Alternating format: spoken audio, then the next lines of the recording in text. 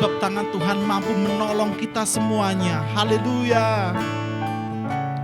Tangan Tuhan berkuasa meninggikan, pertolongan saat ku jatuh. Tangan Tuhan lakukan keperkasaan dan memberi kemenangan dengan segenap hati kita.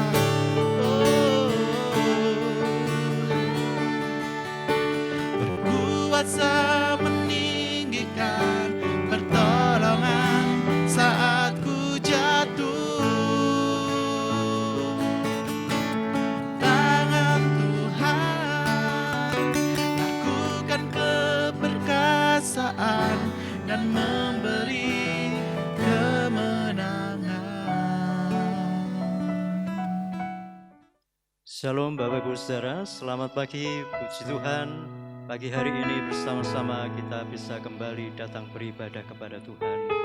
Mari pagi hari ini kita akan datang kepadanya dengan segenap hati kita, karena dialah yang selalu bersama dengan kita apapun yang terjadi dalam hidup kita. Mari Bapak Ibu Saudara, kita akan terlebih dahulu datang kepada Tuhan. Kita akan berdoa. Bapa, di dalam nama Tuhan Yesus, pagi hari ini kami bersama-sama datang kepadamu. Sungguh kami bersyukur kepadamu ya Bapa, oleh karena kasih setiamu senantiasa kau limpahkan dalam kehidupan kami. Engkau selalu bersama dengan kami, apapun yang terjadi dalam hidup kami, apapun pergumulan masalah hidup kami, Engkau selalu bersama dengan kami. Ya Bapa, mari Engkau akan memberkati ibadah kami dari awal sampai akhirnya. Biarlah berkat damai sejahtera Engkau limpahkan, lawatanmu Kau nyatakan di tengah-tengah kami, agar kami bersama-sama dipulihkan di dalam-Mu ya Tuhan. Terima kasih Bapa, dan pujilah Engkau Tuhan kami. Di dalam nama Tuhan Yesus kami berdoa dan mengucap syukur. Haleluya, amin.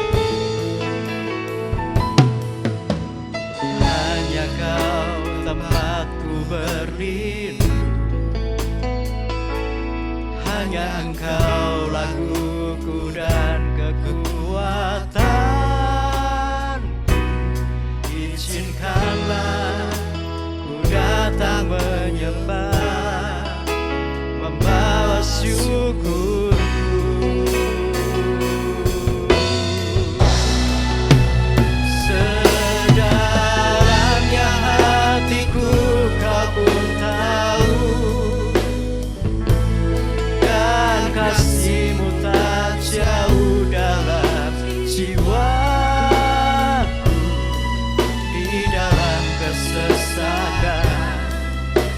dalam kemenangan. Ku tahu Engkau selalu bersamaku. Sedalamnya hatiku Kau pun tahu, dan kasih-Mu tak jauh dalam jiwaku. Di dalam kesesakan, di dalam kemenangan, ku tahu Engkau selalu bersamaku. Sedalamnya hatiku Kau pun tahu, dan kasih-Mu tak jauh dalam jiwaku. Di dalam kesesakan, di dalam kemenangan, ku tahu Engkau selalu bersamaku. Di dalam kesesakan, di dalam kemenangan, ku tahu Engkau selalu bersamaku. Di dalam kesesakan, di dalam kemenangan, ku tahu Engkau selalu bersamaku.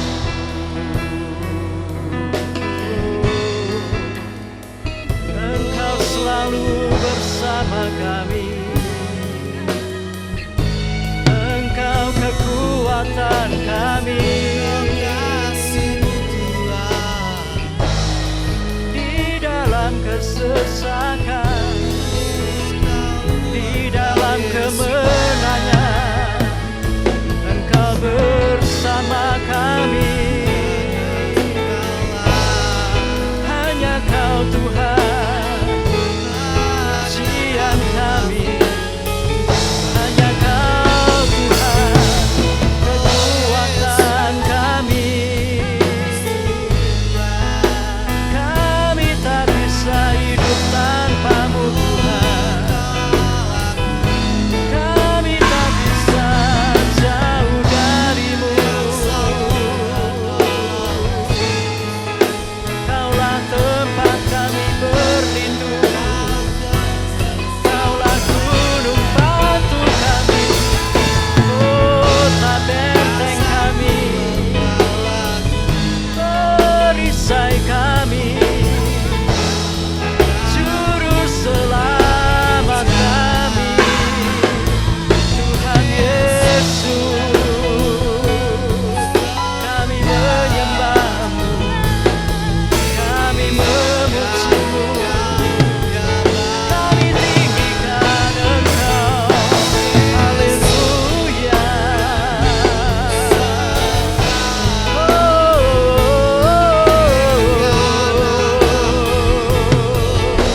Hosana, Hosana. Haleluya. Haleluya. Haleluya.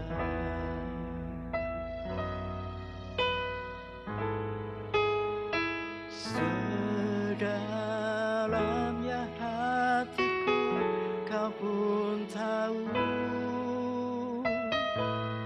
dan kasih-Mu tak jauh dalam jiwaku. Di dalam kesesakan, di dalam kemenangan, ku tahu Engkau selalu bersama.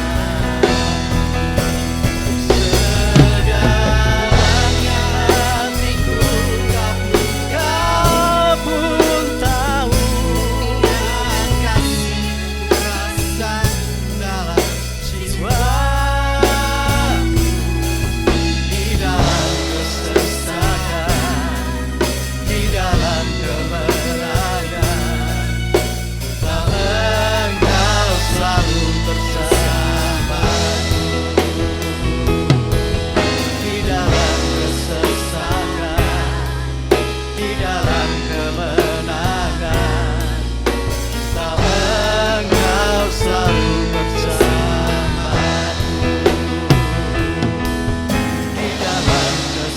rasakan di dalam kemenangan. Engkau selalu bersamaku.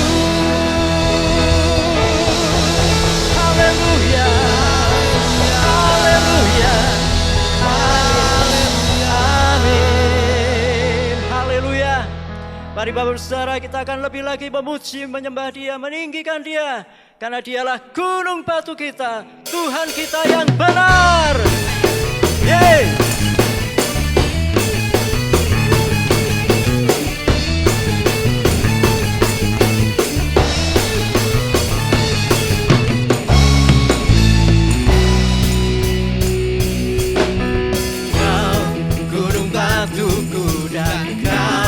Kota bentengku tak akan ku ragu, Kau menjamin hidupku, Kau keselamatanku, dan Kau yang membelaku. Tak akan ku takut, kuasa-Mu di dalamku. Walau badai menerpa di dalam hidupku ini, tangan-Mu Tuhan ku tinggi. Kau Tuhan yang berat, tak pernah tinggalkan. Dahulu, sekarang, selamanya, janji-Mu tak berubah. Kau Alfa dan Omega, awal dan akhir. Semesta alam memuja Engkau Tuhan yang benar.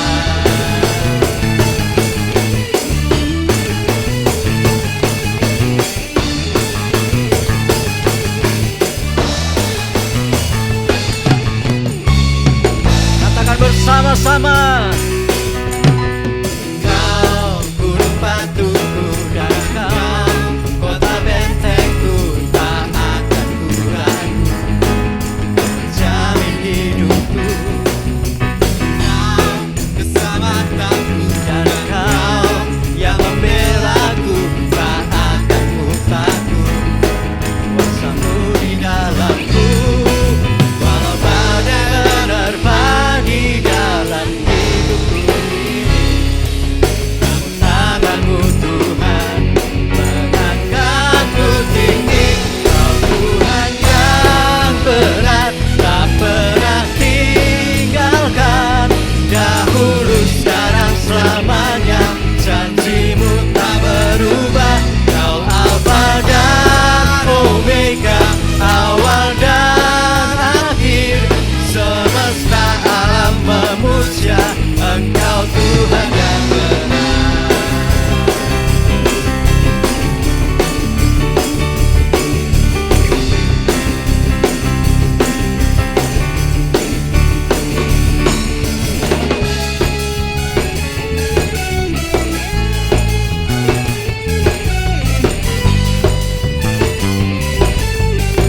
Walau badai menerpa, walau badai menerpa di dalam hidupku ini, tangan-Mu Tuhan mengangkatku tinggi. Kau Tuhan yang berat, tak pernah tinggalkan. Dahulu, sekarang, selamanya, janji-Mu tak berubah. Kau Alfa dan Omega, awal dan akhir. Semesta alam memuja Engkau Tuhan yang benar. Semesta alam memuja Engkau Tuhan yang benar. Semesta alam memuja, semesta alam memuja, semesta alam memuja Engkau Tuhan yang benar.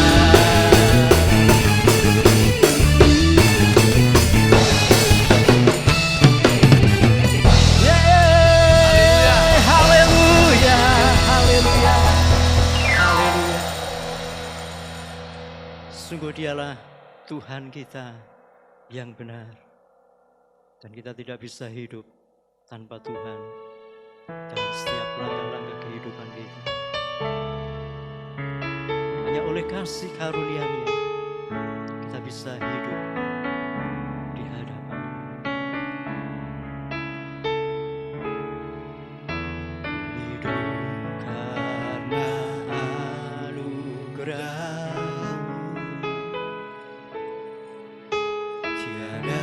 satu pun dapat ku banggakan, semua karena cintamu.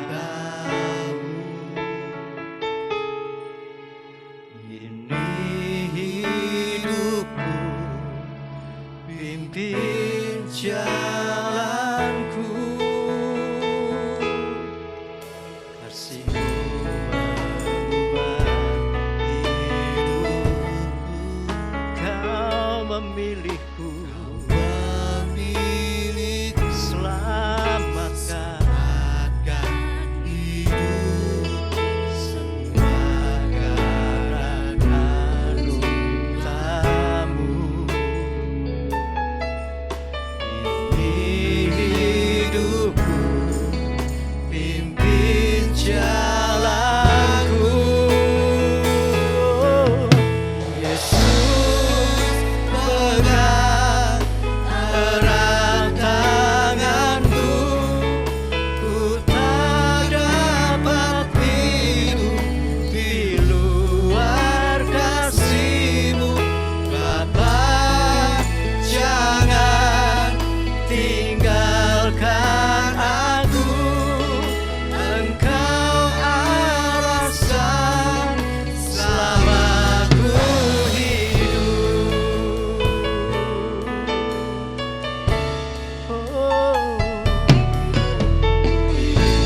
Karena anugerah-Mu,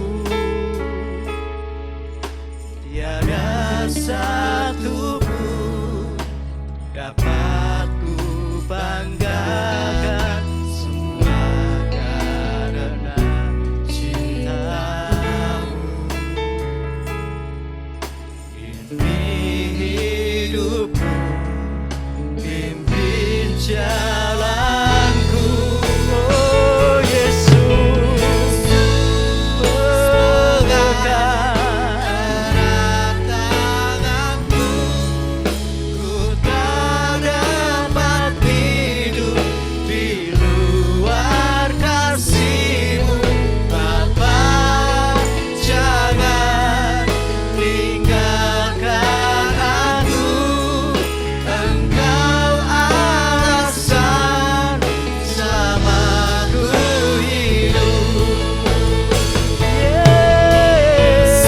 Yesus, pegang erat tanganku, ku tak dapat hidup di luar kasih-Mu. Bapa, jangan tinggalkan aku, Engkau alasan selama ku hidup.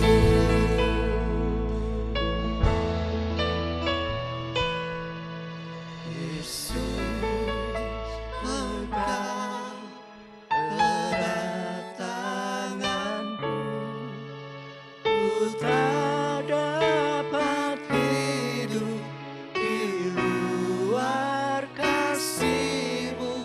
Bapa, jangan tinggalkan aku, Engkau alasan selama ku.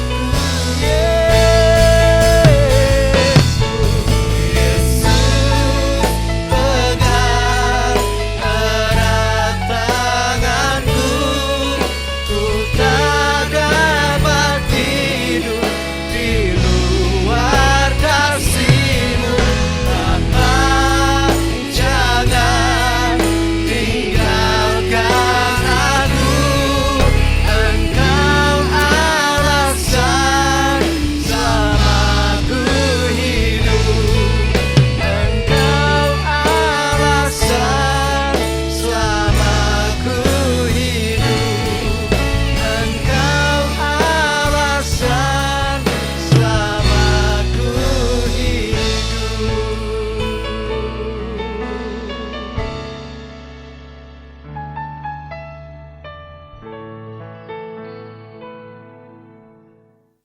Mari Bapak Ibu Saudara, sebentar lagi kita akan bersama-sama menerima kebenaran firman Tuhan. Mari kita membuka hati kita, persiapkan hati kita. Mari kita datang kepada Tuhan untuk berdoa. Bapa yang baik, sebentar lagi kami akan menerima kebenaran firman-Mu. Kami membuka telinga kami membuka hati kami, bahkan kami menyerahkan hidup kami sepenuhnya kepadamu Bapa, untuk kebenaran firman-Mu, memulihkan hidup kami, untuk kebenaran firman-Mu, menerangi hati kami, menerangi hidup kami, agar hidup kami, langkah-langkah hidup kami akan semakin berkenan di hadapan-Mu ya Bapa.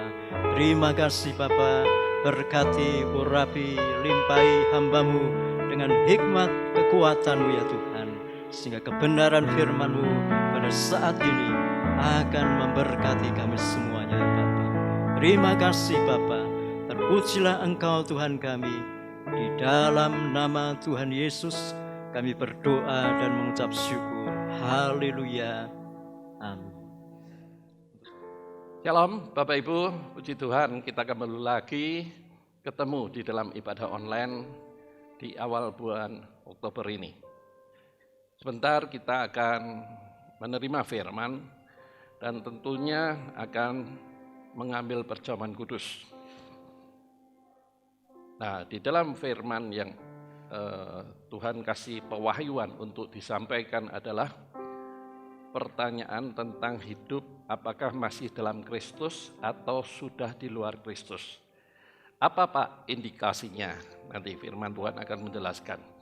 Itulah sebabnya sesuai dengan yang biasa kita lakukan, awal bulan kita akan menerima firman dan perjamuan kudus. Nanti minggu ketiga kita akan ibadah secara spesifik atau khusus dengan cara doa dan penyembahan untuk pergumulan hidup, untuk bangsa dan negara. Pergumulan hidup itu artinya bukan masalah ya. Apakah kita ini antusias menyambut kedatangan Tuhan, antusias untuk siap menjadi saksi Kristus memberitakan Injil. Nah, kalau tidak, itu waktunya Bapak Ibu ikut terlibat dalam doa penyembahan di ibadah minggu ketiga. Ya, kita ambilnya tetap di gereja, tetapi Bapak Ibu saya harapkan juga menyiapkan diri di minggu ketiga bulan Oktober ini untuk Bapak Ibu terlibat. Ya, sebab kita melihat ya tanda-tanda zaman kan sudah kelihatan. Ya, masalah ekonomi, kelaparan itu dampaknya sudah mendunia. Nah, apakah ekonomi bisa pulih tahun ini? Jelas tidak. Tahun depan gimana Pak? Bisa lebih buruk, bisa mulai membaik. Nah, membaiknya kenapa? Karena vaksinnya sudah ketemu. Tetapi apakah vaksin itu efektif? Karena semua berlomba-lomba mengeluarkan vaksin. Karena bicara sebuah negara bisa menemukan vaksin itu adalah kekayaan yang luar biasa. Karena seluruh dunia membutuhkan vaksin itu. Nah, apakah vaksin itu betul-betul efektif? Dan kalau misalnya efektif, apakah kita mampu untuk membeli? Itu mahal. Ya, negara kita mungkin akan memberikan mereka, kata Menteri BUMN, yang mengikuti BPJS. Nah, kalau tidak, beli. Nah, apakah kita mampu membeli dengan riset yang cukup panjang dan biayanya pasti mahal. Nah, ini adalah tanda zaman bahwa semua yang bersifat mendunia itu adalah pengharapan firman Tuhan. Ya, sampar, penyakit sampar, kelaparan, peperangan, dan bencana alam. Kalau Bapak Ibu melihat YouTube tentunya, bukan televisi, maka Bapak Ibu akan melihat hampir seluruh dunia mengalami bencana alam yang luar biasa mengerikan. Baik itu angin tofan, longsor, banjir dari Italia, Spanyol, Korea, China, Amerika, Australia. Kalau sifatnya sudah mendunia, kita harus waspada dong. Bahwa itu adalah penggenapan firman Tuhan yang mengatakan menjelang zaman baru. Zaman baru itu artinya bukan zaman kita lagi. Zaman baru di mana Antikris berkuasa. Itu Matius 24 ayat 8. Nah, kalau zaman baru kita tidak mengalami itu. Kita sudah terangkat. Jadi kalau kita melihat situasi seperti ini, ya, kelaparan itu artinya krisis ekonomi, peperangan, kemudian bencana alam, gempa bumi. Ya, Bapak Ibu lihat sajalah di situsnya BMKG, berapa kali lipat gempa bumi sejak tahun 2016 sampai 2020 ini, 4 kali lipat. 2015-2016 itu sekitar 4.000-5.000 kali. 2017 meningkat 10.000 kali, 2018 meningkat lagi, dan tahun ini 2020 gempa bumi itu sudah sampai 20.000 kali dalam 1 tahun. Bisa bayangkan? Nah, kalau kita melihat seperti ini, kita harusnya waspada dong. Apa ini harus kita lakukan? Kita ikut terangkat atau mengalami zaman baru di mana Antikris berkuasa. Nah, itulah sebabnya firman Tuhan di bulan Oktober ini mengingatkan, apakah kita masih hidup dalam Tuhan atau sudah di luar Tuhan tanpa menyadari. Indikasinya sederhana aja. Kalau kita di dalam Tuhan pasti peka, mengerti tanda-tanda zaman. Yang kedua, mengerti kehendak Tuhan dalam hidup kita. Nah, ini yang kita pelajari. Baik, kita melihat judulnya dulu. Hidup tanpa Kristus. Nah, ayatnya di dalam Efesus pasal 2 ayat 1 sampai 3 yang berkata demikian. Saya bacakan bagi Bapak Ibu. Kalau Bapak Ibu sudah siap, silakan buka Efesus pasal 2 ayat 1 sampai 3. Ya, saya harapkan Bapak Ibu melihat, mengikuti ibadah online ini hanya bukan seperti nonton, tapi betul mengikuti. Pujian mengikuti, firman duduk diam, baca Alkitab, merenungkan. Jangan di-post keluar, nanti datang lagi, dihidupkan lagi. Itu namanya tidak ibadah, itu nonton ibadah. Ya, jadi saya harapkan Bapak Ibu serius ini. Karena ini berita yang sangat penting. Percayalah. Ya, saya tidak nakut-nakuti. Hamba Tuhan itu menghibur, menguatkan aja tugasnya, bukan nakut-nakuti. Tapi kalau ngomong firman, itu Tuhan yang bicara. Saya hanya menyampaikan aja. Ya, apa yang tertulis dalam Alkitab. Baik, saya bacakan bagi Bapak Ibu semua. Efesus pasal 2 ayat 1 sampai 3. Ayat 1. Kamu dahulu sudah mati. Nanti saya jelaskan kamu itu siapa. Karena pelanggaran-pelanggaran dan dosa-dosamu. Ayat 2. Kamu hidup di dalamnya. Ya, di dalam pelanggaran dan dosa-dosa itu. Karena kamu mengikuti jalan dunia ini atau konsep paradigma falsafah dunia. Ya. Karena kamu mentaati penguasa kerajaan angkasa. Setiap orang yang di luar Tuhan itu tanpa sadar dia dalam pengaruh kerajaan angkasa itu adalah kuasa roh jahat atau iblis. Yaitu roh-roh yang sekarang sedang bekerja di antara orang-orang durhaka. Orang berdosa itu di mata Tuhan durhaka. Ayat ketiganya. Sebenarnya dahulu kami. Ya, kami itu kita, orang percaya, baik orang Israel maupun orang Kristen. Kami, semua juga terhitung di antara mereka, yaitu hidup dalam pelanggaran-pelanggaran dan dosa. Ketika kami hidup di dalam hawa nafsu daging dan menuruti kehendak daging dan pikiran kami yang jahat.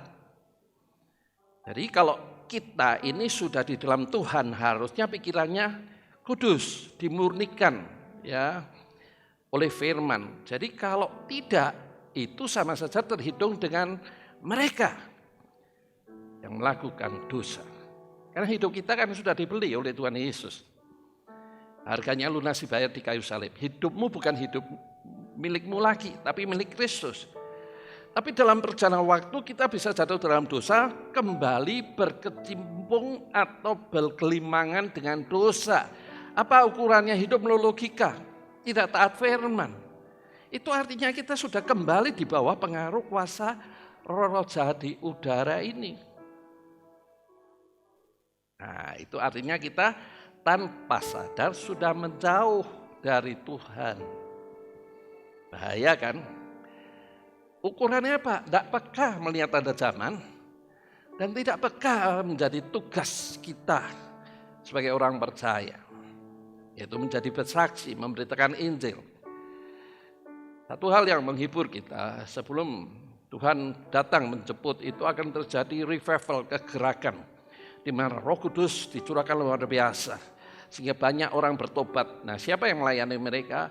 Bukan pendetanya, tapi orang percaya. Pendetanya juga ikut terlibat dalam melayani.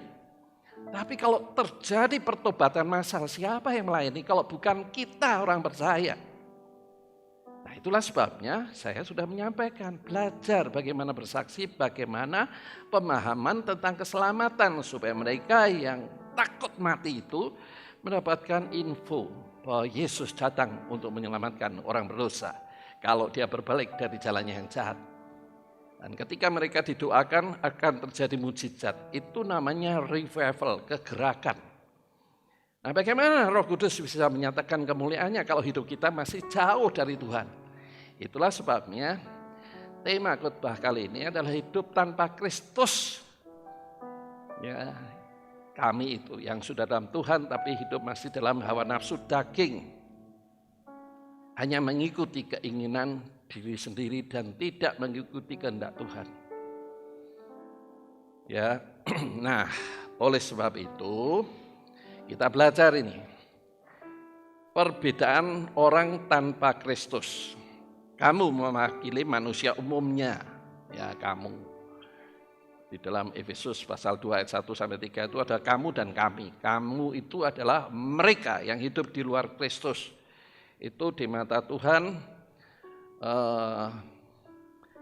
hidupnya itu dengan kekuatan diri sendiri, dengan segala pergumulan hidupnya, dan tanpa sadar itu di bawah pengaruh roh jahat di udara. Kamu, bagaimana dengan kami, orang di dalam Tuhan? Kalau di dalam Tuhan hidupnya masih menuruti kehendak diri sendiri, tidak menuruti kehendak Tuhan, sama saja. Di mata Tuhan itu mati rohaninya. Dan akibatnya apa? Orang tanpa Kristus sudah mati akan menerima hukuman dalam kekekalan karena dosa nenek moyang Adam bawa maupun dosa kutukan nenek moyang kita yang terikat dengan kuasa roh jahat. Ya. Nah, sekarang kita melihat yang dalam Kristus. Kami mewakili adalah umat Tuhan. Ya. Bapak Ibu, saya yang sudah percaya Yesus sebagai juru selamat, maka kita masuk dalam kategori kami, ayat yang ketiga dalam Efesus pasal 2 tadi. Sudah menerima kasih karunia, tetapi masih hidup dalam dosa di mata Tuhan, ia mati. Ya, sudah menerima keselamatan, tapi tidak hidup dalam kehendak Tuhan. Di mata Tuhan kita ini mati. Saya memberikan contoh sederhana, ya. Hidup ini dalam Kristus itu diterangi, ya, dalam 1 Yohanes 3 ayat 18 sampai 19, Efesus pasal 4 ayat 8 itu menjelaskan bahwa kebenaran itu menuntun jalan hidup orang percaya supaya mengalami pemulihan dalam segala sesuatu. Di dalam rohnya yang dulu sangat takut melanggar, ya, perintah nenek moyang, tidak takut lagi, karena percaya hidupnya dalam Tuhan. Itu artinya rohnya sudah tidak terikat dengan ilah-ilah zaman, tidak terikat dengan budaya-budaya yang menyembah berhala. Itu rohnya jiwa, struktur jiwa. Jiwa itu berpikiran, pikiran, perasaan, dan kehendak. Kalau pikiran, perasaan, kehendaknya itu betul dituntun firman, pasti peka, ngerti pikiran Kristus. Kalau tidak, itu tanpa sadar, dia mulai mati rohaninya. Itu namanya hidup tanpa Kristus. Hanya legalisme. Datang percaya sebagai orang Kristen, tapi tidak menjalani kehidupan sebagai pengikut Kristus. Pengikut Kristus itu mengikuti jejak-jejak Kristus. Artinya mengikuti kehendak Tuhan, mengikuti apa yang Tuhan mau. Kalau tidak lagi mengikuti apa yang Tuhan mau, itu rohaninya mati. Di mata Tuhan mati rohaninya. Indikasinya sederhana. Ibadah tidak antusias. Pujian penyembahan tidak senang. Doa asal-asalan. Apalagi suruh batal Alkitab. Itu indikasi yang sangat mudah, mati rohani. Nah, karena mati tidak bisa melihat tanda zaman, tidak peka apa yang Tuhan mau dalam hidupnya. Kita ini diselamatkan untuk menyelamatkan, kita ini dipulihkan untuk memulihkan, kita diberkati untuk memberkati. Hidup ini harus jadi berkat, hidup ini harus jadi garam, hidup ini jadi terang, hidup ini seperti bintang. Itu sebenarnya tugas orang percaya. Kalau selama ini kita tidak melakukan, itu sama saja tanpa sadar kita sudah tidak peka. Tidak peka artinya tidak mengerti apa yang menjadi kehendak Allah. Bahaya kan? Kaget-kaget nanti Tuhan datang, semua terangkat dengan tubuh kemuliaan. Ya, dimulai dulu orang yang mati, bangkit dari kubur, kalau dikubur, tetapi kalau tidak dari lautan mungkin yang mati tenggelam di lautan belum ketemu jenazahnya atau meledak pesawatnya, itu yang pertama akan bangkit dengan tubuh kemuliaan baru kita dalam sekejap dalam tubuh kemuliaan akan terangkat dan ketemu dengan mempelai pria, kesukaan besar. Antusias tidak kita mendengar ini? Atau itu kan kata Pak Paulus. Nah, itu kelihatan sekali. Logikanya lebih kuat daripada iman dan pengharapannya. Orang Kristen itu sebetulnya nunggu apa toh? Ya kedatangan Tuhan. Hidup selama-lamanya di langit bumi, di langit baru dan bumi baru. Bukan surga. Surga itu adalah tempat penampungan sementara. Kalau orang jahat penampungannya namanya Hades. Kalau orang benar namanya penampungannya adalah surga. Tapi nanti hidup selama-lamanya itu di langit baru bumi baru atau L3B. Antusias enggak? Jangan fokus ekonomi aja, percayalah. Burung udara aja Tuhan pelihara. Masuk kita anaknya enggak dipelihara. Ya. Jadi masalahnya kan hidup kita ini harus berkenan dulu. Bagaimana berkenan hidup dalam kehendaknya? Ya. Kalau tidak hidup dalam kehendaknya atau masih hidup mengikuti kehendaknya sendiri di mata Tuhan, ya mati.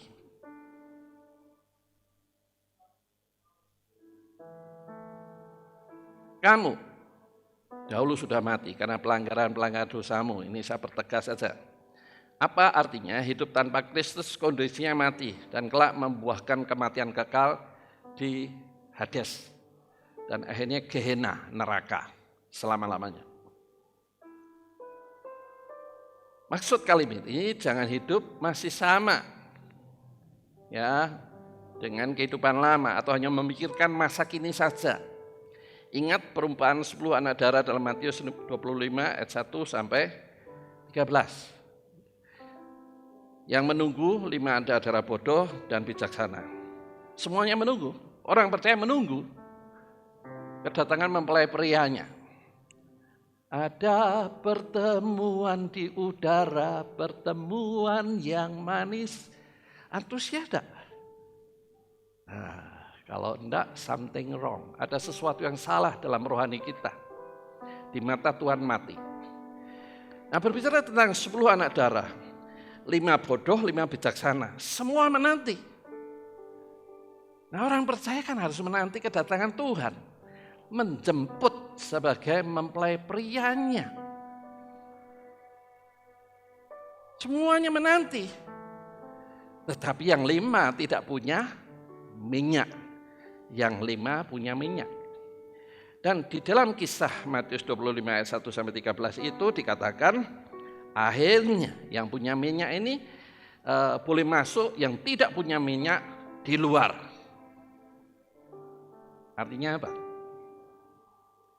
Hubungan kita dengan Tuhan itu artinya kita masih dipimpin roh, ada minyak. Minyak itu kan gambaran urapan Roh Kudus. Ya, urapan Roh Kudus di dalam diri kita itu yang membuat kita jadi peka, membuat kita ikut mengerti apa hati Tuhan, perasaan dan pikiran Tuhan. Itu karena minyak, karena Roh Kudus. Jadi jangan berpikir Roh Kudus itu hanya pas hari Pentakosta, berdoa, minta pengurapan, baru minyak baru. Tidak. Hari demi hari, di hari-hari saat ini, di mana semuanya ini sedang terjadi berskala dunia. Kita harus mempersiapkan diri agar kita memiliki minyak. Sehingga pada saat mempelai datang, kita boleh bersorak-sorai. Ya, sama dalam perumpamaan itu. Nah, tetapi kalau tidak ada cadangan minyak, maka di mata Tuhan kita ini mati. Mati rohaninya. Kalau di luar Tuhan jelas mati. Karena tidak memiliki roh. Tetapi orang percaya itu sebenarnya dihidupkan.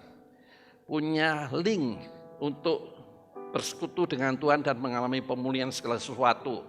Roh, jiwa, dan tubuhnya. Nah, kalau tidak punya kepekaan lagi, itu artinya rohnya sudah mati. Bahaya kan? Ya. Jadi, kalau kita hanya berpikir tentang kehidupan ini saja, berbicara tentang masa pandemi, di mana ekonomi sedang mengalami kemerosotan luar biasa, percayalah, orang percaya itu Tuhan pelihara. Ingat, burung di udara aja Tuhan pelihara. Ingat bangsa Israel selama 40 tahun di padang belantara, padang pasir dan bukit-bukit gersang. Ya, itu namanya padang belantara. Tuhan pelihara dengan makanan mana tiap hari. Ya, ada komitmen untuk tiap hari bangun, mengumpulkan mana, tidak boleh lebih. Kalau lebih busuk. Ya, lebih, oh sudah ini saya ngumpulkan seminggu, besok pagi tidak usah bangun pagi. Itu artinya orang itu malas. Maka dia tidak makan karena busuk mananya. Itu perintah Tuhan kepada Musa dan disampaikan kepada umat pilihan Allah. Artinya apa? Sebetulnya hari demi hari orang percaya itu dipelihara Tuhan. Karena Tuhan mengasihi kita. Kita statusnya bukan orang percaya saja, tapi anak-anaknya. Ya. Jadi kita melihat tentang pentingnya kita hidup dalam Tuhan dan memiliki roh yang menyala-nyala. Apa Pak sebabnya kok tidak hidup dalam kehendaknya? Karena tidak mengikuti jalan-jalannya. Sama saja, dia masih hidup tanpa kasih karunia. Seseorang bisa mengikuti kehendaknya, will-nya, kehendaknya, itu karena dorongan Roh Kudus. Jadi selama dia menolak dorongan Roh Kudus untuk melakukan firman, maka rohani kita mati. Tidak peka lagi. Nah, itu yang dikatakan Efesus pasal 4 ayat 30, mendukacitakan Roh Kudus. Lalu apa hidupnya? Di mata Tuhan masih manusia lama. Karena masih menyukai kehendak diri sendiri, dagingnya, manusia lamanya itu. Sehingga hidupnya tidak bisa memuliakan atau hidupnya tidak bisa diberkat walau sudah menerima keselamatan. Nah, Filipi 2 ayat 12 mengatakan kerjakanlah keselamatan dengan takut dan gentar. Ayat 13-14-nya menurut kemauan Allah. Ayat 15-nya supaya kamu menjadi bintang di tengah dunia. Hidup memberi dampak. Itu hanya kalau kita hidupnya diubahkan.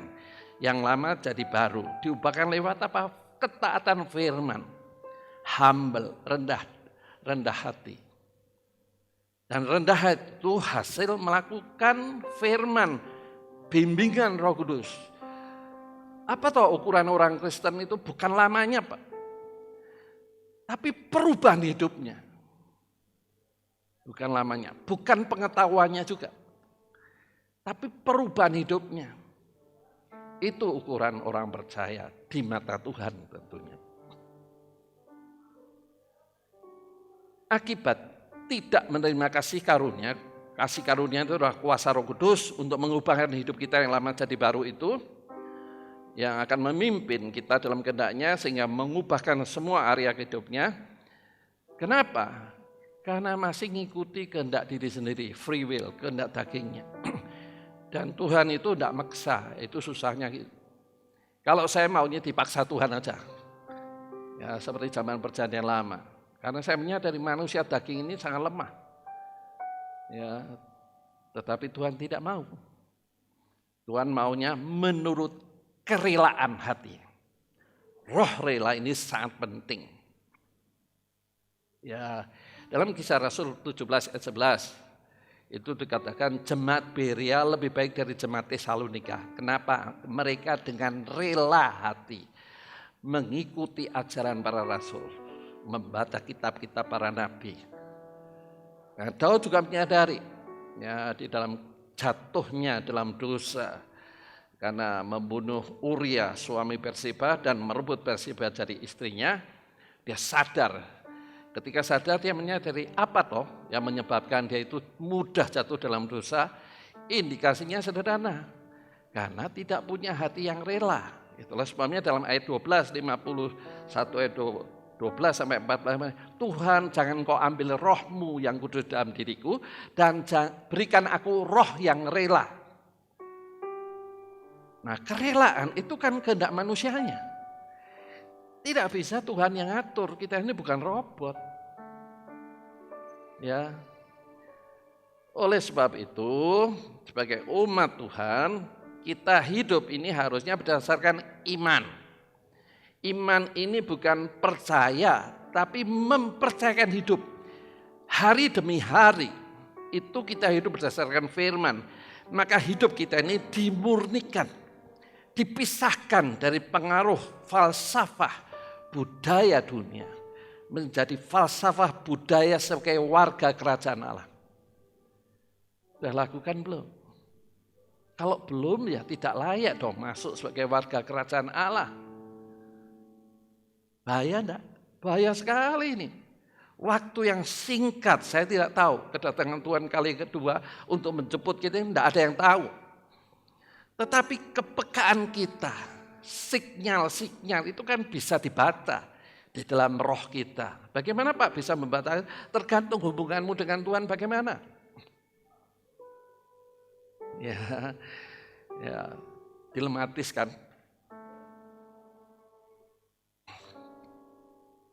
Penyebabnya kehidupan lama, pengaruh kerajaan angkasa, konsep dunia dan roh jahat masih dominan. Sehingga pengaruh kerajaan surga belum nampak.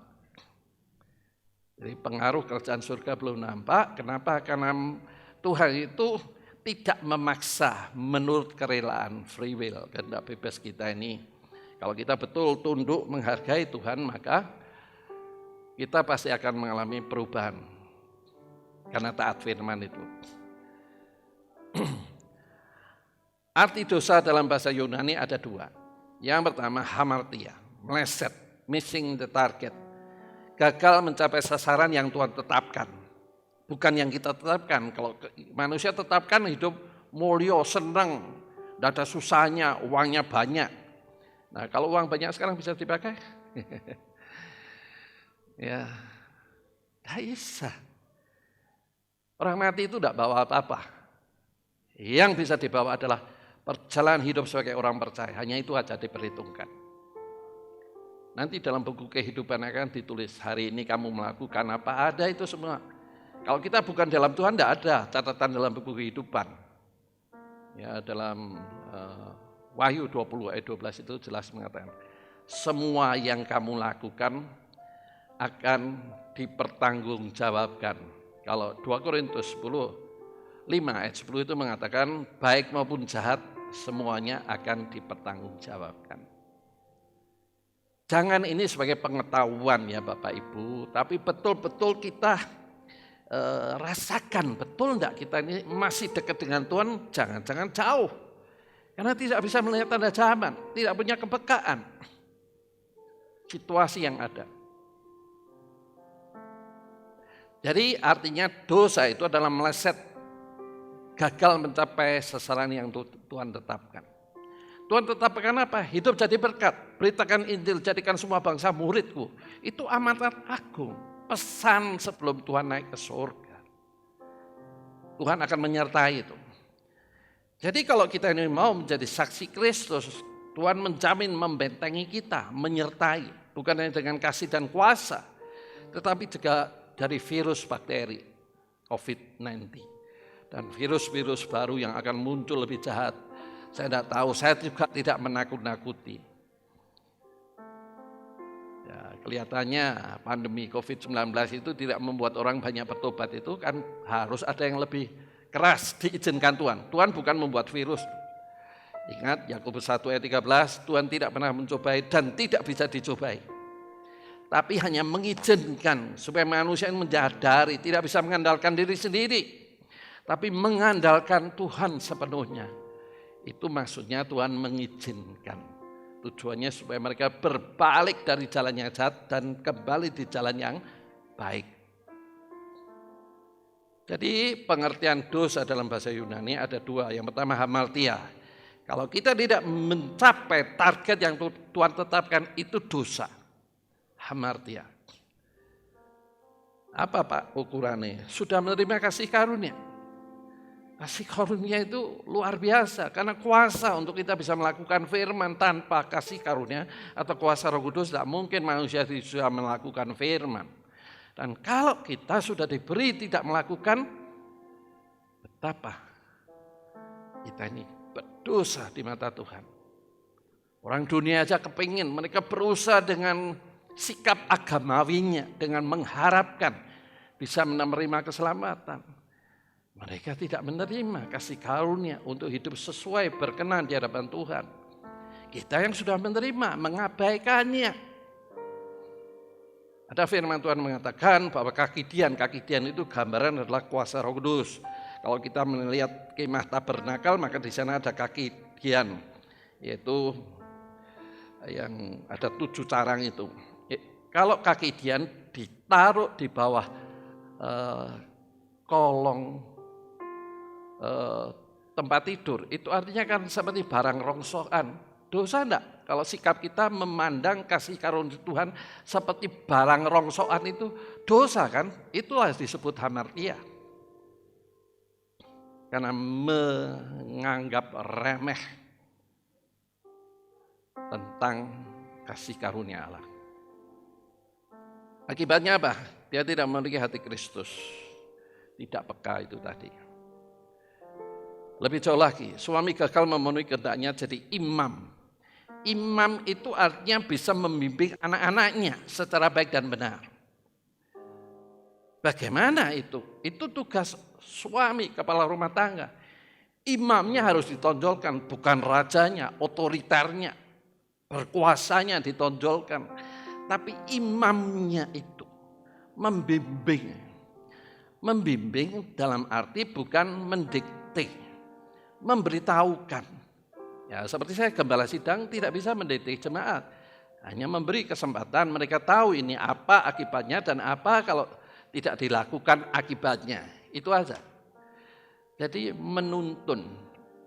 Menuntun yang hari demi hari, waktu dengan waktu, Roh Kudus. Karena Roh Kudus itu adalah menuntun, membimbing, mengarahkan, bahkan memberitahu hal-hal yang datang. Itu yang saya maksud kepekaan melihat tanda zaman. Itu karena Roh Kudus. Jadi kalau mengabaikan Roh Kudus bagaimana bisa tahu? Tidak mungkin tahu. Bahaya kan? Jadi suami gagal memenuhi kehendaknya kalau tidak menjadi imam, nabi, visioner, memberitahu hal-hal yang akan datang. Misalnya memberitahu anak, nak kalau kamu tidak memperhatikan pendidikan dengan baik, sungguh-sungguh maka saya percaya masa depanmu suram. Itu artinya sudah memberitahukan akibat ketidaktaatan. Nah, maka masa pandemi seperti ini, saya percaya semuanya lulus. Karena semua bahannya semua dari online, dari Google.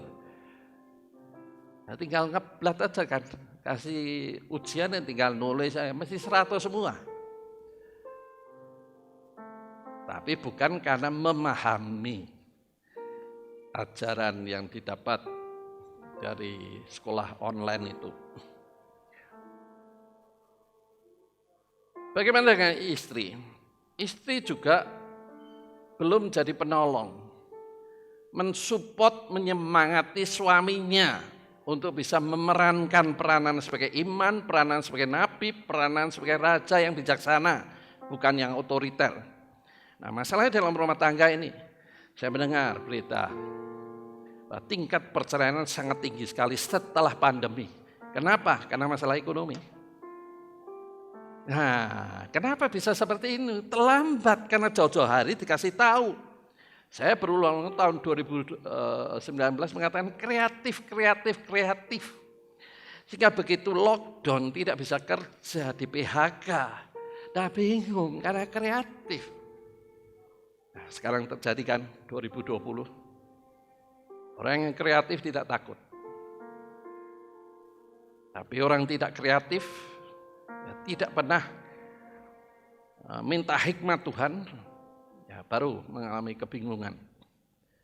BLT bantuan dari pemerintah yang 600.000 per bulan itu akan diperpanjang 2021. Ya, tujuannya membuat masyarakat ini paling tidak bisa makan lah. 600 sebulan ini kan bisa untuk beli makanan lah. Jadi maksud anak Tuhan seperti anak orang dunia, ada sesuatu yang salah dong. Jangan nyalahkan siapa-siapa, salahkan dirimu. Karena tidak pernah mau dituntun di jalan yang benar. Kalau hidup dituntun, doa berkat saya pun kan selalu mengatakan, hidup kita akan terus naik dan tidak pernah turun, jadi kepala dan bukan ekor. Kalau dituntun, karena Tuhan tidak pernah merencanakan kita ini redup atau hancur, tidak pernah mau terus naik. Tetapi harus taat firman. Ya, tugas saya hanya mengingatkan ini aja. Nah, mumpung belum terjadi, ini waktunya. Kita betul-betul berbalik kepada Tuhan sungguh-sungguh. Mengikuti betul ajaran Tuhan dengan rendah hati, humble. Kalau tidak rendah hati, tidak bisa. Udah debat gini aja di kepalanya. Nah, itulah sebabnya kenapa keluarga geger ya, karepnya diatur, tidak mau ngatur. Maunya ngatur dan tidak mau diatur. Kalau pria yang dewasa rohani, ya wis ngalah, timbang geger, ya sudahlah, daripada berkelahi, berdebat, udahlah ngikuti. Tanpa sadar sikap seperti itu sedang mencelakakan istrinya. Karena peranan istri bukan penolong, tapi pemimpin. Itu sama dengan Yesaya, pasal 3 ayat 12. Bangsa ini pemimpinnya wanita dan anak-anak. Nah, anak-anak apa? Memanjakan, semua diikuti. Itu berarti kita diatur anak. Itu namanya hidup dalam bayang-bayang kutuk seperti itu. Tidak berperan sebagaimana yang Tuhan tetapkan. Kutuk itu namanya. Ayatnya ada Bapak Ibu, saya tidak menakut-nakuti, saya tidak menghakimi. Ayatnya ada semua. Saya hanya mengulang apa yang ada dalam Alkitab. Karena sayang, jangan sampai ada yang ketinggalan. Itu keinginan gembala Sida. Seluruh jemaat jangan ada yang ketinggalan. Kalau masa tribulasi, kesengsaraan besar, tidak ada seorang pun yang akan tahan. Ya, tidak bisa jual beli, makan minum, karena cashless, tidak ada uang. Bisa bayangkan? Ya, harus lari itu. Di dalam Matius pasal 12, lari dari kota ke kota. Berapa lama kita bisa lari menghimbar? Lalu berapa banyak uang yang kita miliki untuk barter beri makanan? berapa kilo emas yang kita miliki untuk beli emas. Masa antikris itu sengsaranya luar biasa. Karena antikris itu adalah orang yang tidak mengenal Tuhan. Dari antara kita, itu maksudnya bisa dari orang Yahudi, bisa orang Kristen.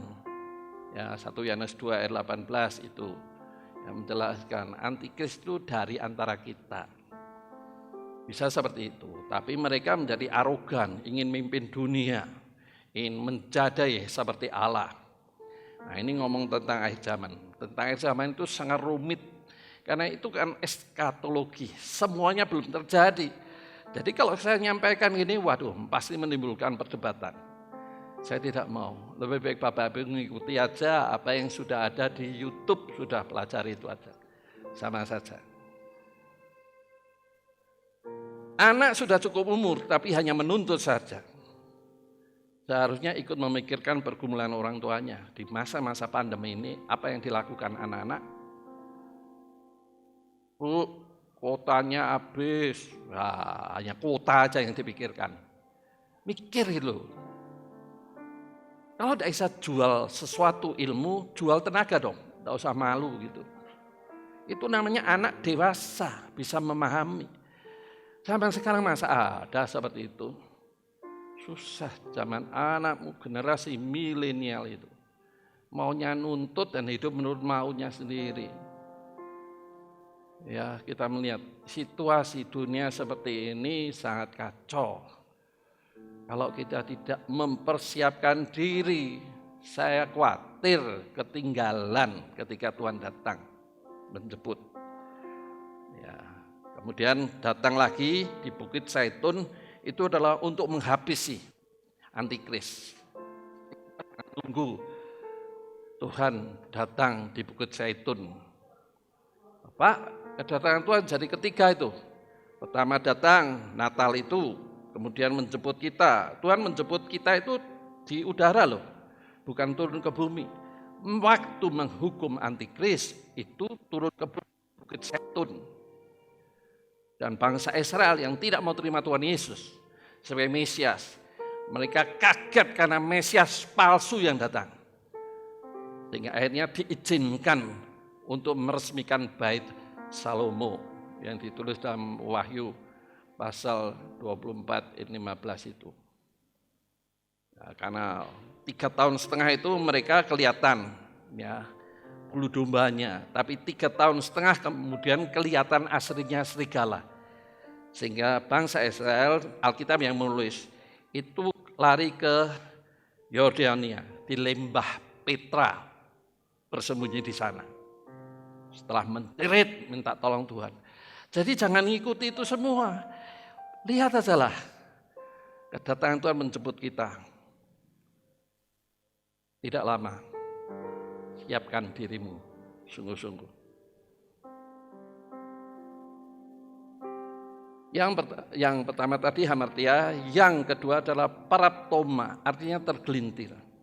Orang percaya bisa kehilangan tujuan, gagal menangkap tujuan ilahi dalam menyelamatkan hidup kita. Menyelamatkan memang kasih karunia, tapi hidup dalam keselamatan itu tugas manusia percaya. Kalau usaha sendiri menyelamatkan diri, tidak ada manusia yang bisa. Bahkan dikatakan dalam firman Tuhan, walau kamu memiliki seisi dunia, tapi hidupmu binasa, itu artinya kita tidak bisa menyelamatkan dengan kekayaan seisi dunia. Jadi keselamatan ini bukan murah, karena mahalnya tidak mungkin bisa dibeli, maka diberikan Tuhan cuma-cuma. Tetapi setelah menerima harus mengerjakan itu dengan takut dan gentar menurut kemauan Allah. Itu sebetulnya bagian orang percaya ini. Kalau tidak, berarti free will, kehendak bebasnya masih dominan. Tidak mau mentaati firman, hanya firman jadikan pengetahuan untuk berdebat, untuk mengkritisi orang-orang yang salah, hanya itu, tetapi tidak melakukan. Kalau melakukan akan muncul kehidupan rohani yang membuat dia peka, bisa membaca tanda zaman. Tahu, tidak usah diomong. Kapan tanggalnya, tidak ada yang tahu. Tapi kalau kita ini hidup dituntun Roh Kudus, peka. Percayalah. Orang percaya kehilangan tujuan, gagal menangkap tujuan hidup yang Tuhan tetapkan.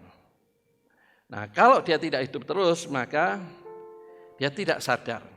Ya, Rasul Paulus mengatakan tidak punya kuasa. Nah, di dalam Roma 7 itu dijelaskan, celakalah aku mau berbuat yang baik, tapi aku tidak mampu, artinya tidak punya kuasa kan? Tidak menerima kasih karunia toh. Tetapi syukur dalam Kristus. Jadi kita harus datang kepada Kristus baru kembali bisa punya kuasa mengatasi kedagingan kita. Hanya itu caranya.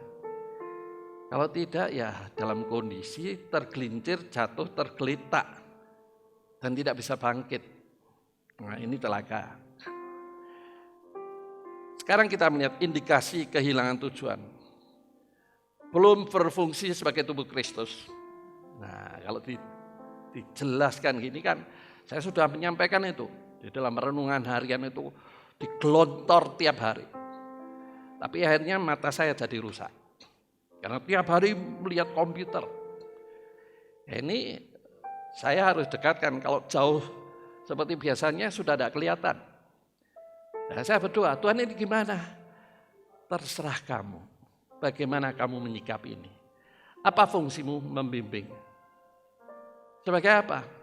Bapak membimbing anak. Anak yang bayi atau dewasa? Dewasa dong Tuhan. Nah kamu seperti bimbing anak kan? Bayi kan?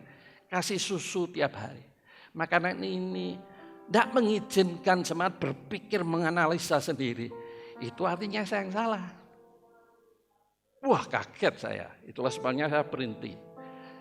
Ya, ada yang ngomong renungan hari ini itu jangan seperti khotbah Pak, berat. Susah kan? Kalau renungannya mudah ya beli aja buku renungan harian itu. Ya, udah baca tiap hari itu. Satu ayat dijelaskan kesaksian. Apakah itu sih yang membuat dewasa? Saya yakin tidak.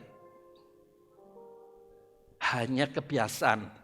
Ya itu artinya agamawinya aja yang dijalankan. Kehidupan rohani itu saya sebagai gembala itu hanya mentoring aja. Mau enggak dibimbing? Untung kita ini masih ada online. Coba udah ada online, bayangkan. Apa yang terjadi itu? Kasih karunia Tuhan aja. Kita masih bisa mengikuti ibadah online. Bayangkan gereja lockdown betul. Tidak ada online. Bingung rak jemaatnya. Pendetanya juga bingung. Ya, gimana ini membimbing? Apa mereka berinisiatif membikin renungan harian? Saya tidak tahu karena tidak pernah tanya. Ya. Jadi belum berfungsi sebagai tubuh Kristus. Itulah sebabnya saya jengkel. Dalam keadaan susah gini nih, apa yang ada kita maksimalkan. Kau suruh melayani untuk ngomong aja tidak mau. Ini kan bangetan kan. Ya, jadi saya marah, udah kamu tidak layak lah. Jadi pembimbing rohani. Karena suruh ngomong aja. Biasanya kan mimpin kan ngomong itu sudah gawean itu. Kalau tidak mau itu kan siapa yang tidak jengkel. Karena saya mikir ini gimana jemaat melayani mereka gimana. Ya, kalau tagnya, Pak mata saya sudah tidak kelihatan, tulisan Bapak tagnya terlalu kecil. Ya sudah kita carikan suara. Jadi upaya saya ini kan habis-habisan. Bapak Ibu bisa bayangkan? Apakah memiliki perasaan seperti saya? Kepekaan sebagai bagian tubuh Kristus. Cobalah Bapak Ibu sini ini luka. Ini saya luka. Pertama kali luka, malamnya meriang badannya. Terasa badannya. Kalau situasi keadaan jemaat seperti ini, kita tidak ikut memikirkan. Itu kan bukan handar beni. Merasa bagian dalam tubuh Kristus. Maunya dilayani terus, itu bayi rohani. Masa Tuhan mau menjemput bayi? Mempelai wanita itu cantik, berhiaskan perhiasan. Dewasa itu yang dijemput Tuhan itu. Bukan bayi-bayi rohani. Saudara, ini saya memberitahukan karena saya tahu. Harus tumbuh dewasa, tidak bisa jadi orang percaya ini biasa-biasa saja. Belum menggunakan talentanya. Disimpan saja. Apa yang dilakukan dalam Matius 25 itu? Buang dia di mana ada kertak gigi. Bahaya kan? Aduh. Belum melayani sesama seperti yang Tuhan perintahkan. Inilah waktunya. Kita mau belajar bagaimana bersaksi, pahami dulu kebenaran, pahami dulu keselamatan, baru bisa disampaikan. Kalau kita sendiri keselamatan masih tidak yakin, masih bingung, bagaimana bisa bersaksi pada orang. Nah, kita akan melihat kan, belum melakukan kebaikan bagi Tuhan. Nah, ini bicara kebaikan kan luas. Bagaimana dengan masa pandemi ini? Kebaikan yang kita butuhkan adalah beli alat untuk rekaman. Ya, itu kebaikan untuk Tuhan.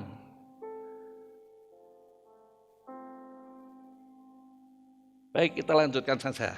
Ya, maka akibatnya dosa memusnahkan kemurnian. Manusia setelah jatuh dalam dosa telah kehilangan kemuliaan Allah. Setelah terima keselamatan, ia harusnya disucikan, dipisahkan, dikuduskan, dimurnikan dari pengaruh hidup lamanya. Manusia lamanya. Dengan apa? Cara hidup dengan iman. 2 Timotius 1 ayat 18-19 itu menjelaskan bahwa kita ini dimurnikan dengan iman. Iman itu percaya dan mempercayakan firman. Kalau tidak mau dimurnikan, ia bisa kena pencemaran. Kalau tidak segera dibereskan, kemudian hidupnya tertutup dosa lagi. Contohnya apa? Seperti sebuah cermin, dulunya bersih tetapi beberapa saat kemudian banyak debu membuat cermin itu tidak berfungsi. Hidup kita ini tidak menjadi garam dan terang. Tidak berguna kan? Nah, di mata Tuhan itu mati rohaninya. Ada ayatnya kan? Dosa memusnahkan cita-cita. Pada mulutnya punya cita tidak baik untuk masa depannya dan menjauhi kejahatan. Masih tidak? Tetapi karena godaan dosa, ia bisa jatuh. Mungkin dalam dosa yang lainnya lebih merusak. Akibatnya cita-citanya yang baik ikut musnah. Dan dia pasti akan merasa bersalah. Terlambat kalau hanya merasa sekarang. Sekarang waktunya kita bangkit. Ambil perjamuan kudus dengan sungguh-sungguh Tuhan, aku mau hidup dalam dirimu sungguh-sungguh Tuhan. Supaya aku punya kepekaan melihat tanda zaman. Dan tahu kedatanganmu itu sudah di depan pintu, di ambang pintu. Lukas 18 ayat 8, Tuhan mengatakan, aku khawatir kalau jemaat sudah tidak memiliki iman. Ketika aku datang, aku khawatir jemaat tidak memiliki iman. Artinya percaya dan mempercayakan hidupnya lagi. Ya lagi, kenapa? Karena hidup menurut kehendaknya diri sendiri. Bahasa Jawanya ngomong gugu karepe dhewe. Apakah ini tanda zaman ini? Ya, dosa mematikan kemampuan untuk hidup baik, integritas atau karakter. Sebab dalam perjalanan hidup ia bisa terjebak perbuatan dosa dan kalau terus dilakukan dosa itu jadi kebiasaan sehingga tidak bisa melepaskan diri lagi. Kebiasaan berbuat baik itu harus kita latih. Baru muncul karakter integritas. Kita melihat ternyata orang yang kenal Kristus bisa keluar dari jalur yang Tuhan tetapkan karena tidak hidup menurut kehendaknya. Ia bisa kehilangan kemurnian, kehilangan cita-cita yang baik, dan kehilangan untuk hidup berkarakter atau berintegritas. Walau secara lahiriah dia masih hidup, tetapi di mata Tuhan sudah mati karena dosa menguasai hidupnya.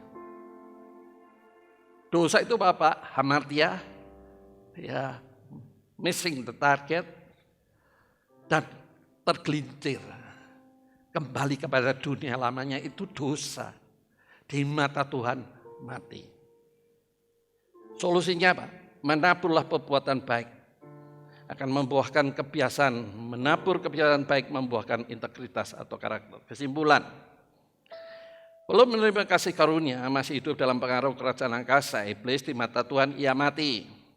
Sudah menerima kasih karunia-Nya, tidak punya kuasa hidup dalam kehendaknya, masih hidup dalam dosanya, di mata Tuhan ia juga mati. Oleh sebab itu marilah kita hidup sesuai kehendaknya, yang hidup dalam Kristus sungguh-sungguh.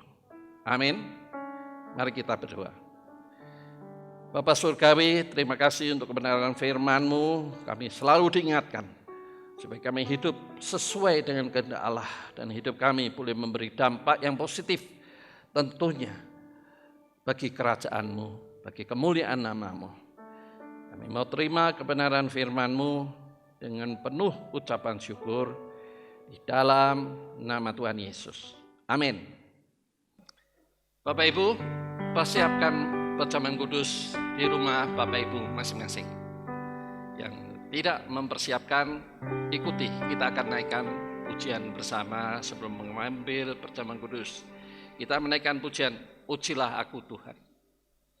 Selidiki hatiku dan batinku.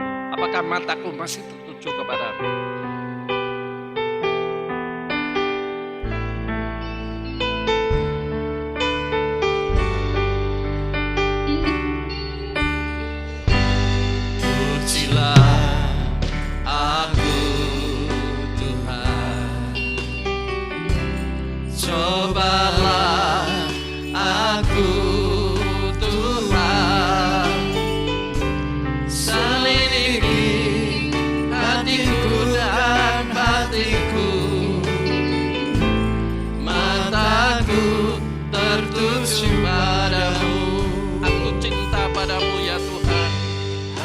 Cinta padamu Tuhan,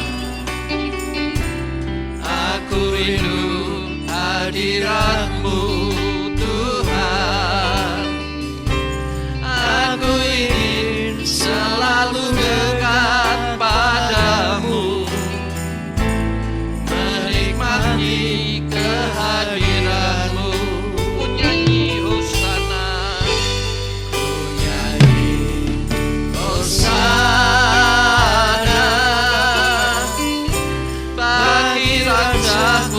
yang duduk di tahta, aku muliakan dan ku agungkan, Kau layak disembah. Ujilah aku ya Tuhan, ujilah aku Tuhan, cobalah aku,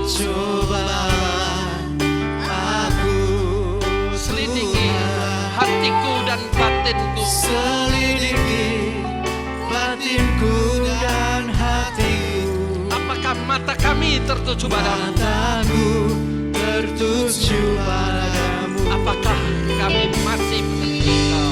Aku cinta padamu Tuhan, aku rindu hadirat-Mu Tuhan, aku ingin selalu dekat padamu, menikmati kehadiran-Mu. Ku nyanyi Hosana, ku nyanyi Hosana, Hosana bagi Rajaku yang duduk di tahta. Aku muliakan dan ku agungkan, Kau layak disembah. Ku nyanyi Hosana, ku nyanyi Hosana bagi Rajaku yang duduk di tahta. Aku muliakan dan ku agungkan, Kau layak disembah. Hanya Kau yang layak, layak disembah, Kau layak disembah, layak disembah.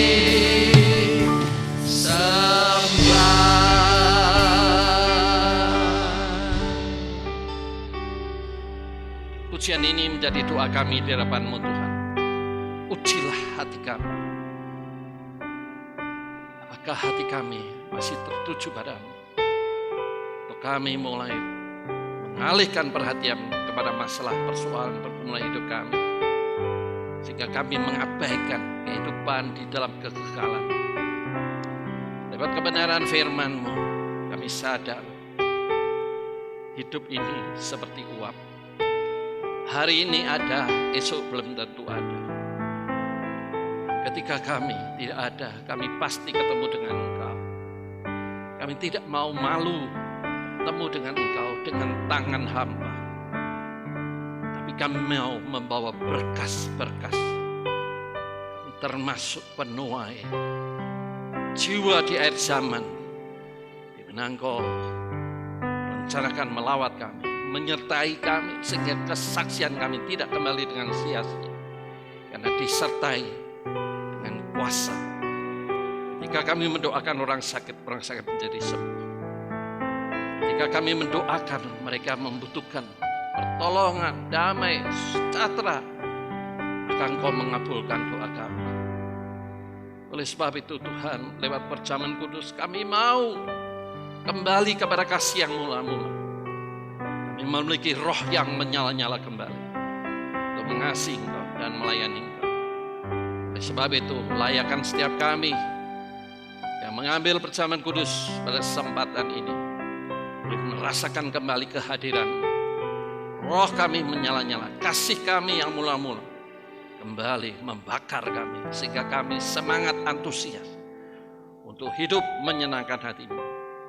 Kami siap terima perjamuan kudus dengan pengucapan syukur di dalam nama Tuhan Yesus. Amin. Mari Bapak Ibu yang sudah mempersiapkan perjamuan kudus di rumah masing-masing, saya undang bagi berdiri dan pegang roti yang merupakan gambaran tubuh Kristus yang terpecahkan ini dengan mengangkat tangan. Dengarkan apa yang Tuhan katakan pada waktu memberikan perjamuan kudus kepada murid-muridnya. Yesus mengambil roti, mengucap berkat, memecah-mecahkannya, lalu memberikannya kepada murid-muridnya dan berkata, "Ambillah, makanlah, inilah tubuhku." Mari kita makan roti yang merupakan lambang tubuh Kristus terpecahkan ini dengan iman di dalam nama Tuhan Yesus. Terima kasih Tuhan. Kami percaya Engkau melihat ketulusan dan kerinduan hati kami. Kami mau memiliki kasih yang mula-mula. Kami mau memiliki roh yang menyala-nyala untuk melayani Engkau, memenuhi apa yang menjadi kehendak Allah, mempersiapkan diri menjadi saksi Kristus. Kami percaya Roh Kudus yang menolong kami untuk kami mampu untuk melakukan semuanya itu. Dan ampuni segala dosa salah kami. Kalau selama ini kami abaikan apa yang menjadi kehendak Allah, kami terjebak kembali pada kehidupan lama. Kami lupa kepada cita-cita. Hidup kami adalah bagi kemuliaan nama-Mu. Kami tidak mau dimurnikan dalam wujud tidak taat akan firman Tuhan. Firman Tuhan yang kami dengar, kami baca hanya sebagai pengetahuan. Ampuni kami Tuhan. Kuduskan oleh kuasa darah-Mu. Mari Bapak Ibu angkat cawan di tangan kanan dan dengarkan apa yang Tuhan katakan. Sesudah itu ia mengambil cawan, mengucap syukur, lalu memberikannya kepada mereka dan berkata, "Minumlah kamu semua dari cawan ini, sebab inilah darahku, darah perjanjian yang ditumpahkan bagi banyak orang untuk pengampunan dosa." Mari Bapak Ibu kita minum anggur yang merupakan lambang darah Kristus yang tercurahkan itu dengan iman di dalam nama Tuhan Yesus. Ampuni kami dalam perbuatan, sikap, tindakan, cara berpikir, cara pandang, dan tujuan hidup kami. Ampuni Tuhan. Kuduskan kami. Kami sungguh rindu hidup kami berfungsi sebagaimana Engkau inginkan. Hidup kami berdampak. Ajar kami, tuntun kami untuk kami menjadi murid yang baik. Mempersiapkan diri untuk bisa memuridkan orang lain ketika kegerakan besar terjadi di akhir zaman ini. Kami percaya Tuhan, Engkau juga menjamah jemaat-Mu mungkin yang sedang mengalami kesakitan. Kuasa darah-Mu juga menyembuhkan, sehingga yang sakit jadi sembuh, lemah jadi kuat, yang putus asa kembali, memiliki roh yang menyalanya, berharap menantikan pertolongan Tuhan yang tidak pernah terlambat. Karena semuanya ada dalam rancangan-Mu. Terima kasih Tuhan, kami terima berkat perjamuan kudus ini dengan penuh ucapan syukur di dalam nama Tuhan Yesus. Amin.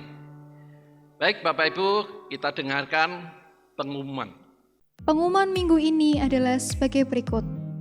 Pada masa siaga COVID-19, mari saudara tetap menjaga kesehatan. Kita terus membangun kehidupan rohani secara pribadi maupun bersama keluarga di rumah masing-masing. Tetaplah berdoa untuk keluarga, gereja, kota, bangsa, dan negara kita. Meskipun ibadah kita laksanakan secara online, mari tetap memberikan persembahan seperti ketika kita beribadah setiap minggu di gereja. Persembahan dapat diserahkan kepada bendahara gereja, Bapak Yusak Hartono, melalui rekening atau dimasukkan ke kotak persembahan yang ada di gereja. Gereja buka setiap hari pukul 10 pagi sampai 3 sore. Demikian pengumuman minggu ini, Tuhan Yesus memberkati. Jangan lupa ya, besok minggu ketiga kita sama-sama ibadah online untuk pujian penyembahan bersama-sama. Bapak Ibu di rumah, kami di gereja. Sekarang Bapak Ibu, siapkan hatimu, angkat tanganmu, saya akan mendoakan Bapak Ibu. Bapak Surgawi, terima kasih Engkau sudah memberkati jemaat-Mu untuk menerima kebenaran firman-Mu dan sudah mengambil perjamuan kudus, memiliki persekutuan kembali lewat darah dan roti yang terpecahkan. Sekarang berkati jemaat-Mu dalam kesehatan, dalam kekuatan, dalam pengharapan, tentunya keluarga tetap harmonis terjaga, saling menghargai, saling menghormati, tidak saling menuntut dan saling menyalahkan. Sehingga keluarga jemaat-Mu sungguh menjadi teladan, menjadi berkat, menjadi kesaksian bagi kemuliaan nama-Mu. Hidup kami bukan aku lagi, tapi Engkau yang hidup dalam hidup kami. Dan sekarang jemaat Tuhan, terimalah berkat dari Allah Bapa, kasih setia dari Tuhan Yesus, dan tentunya pimpinan pertolongan Roh Kudus yang akan menuntun engkau dalam kehendak rencana Allah yang sempurna. Terimalah berkat ini di dalam nama Tuhan Yesus. Setiap kita yang percaya katakan, amin. Tuhan memberkati. Awal dan akhir semesta alam memuja Engkau Tuhan.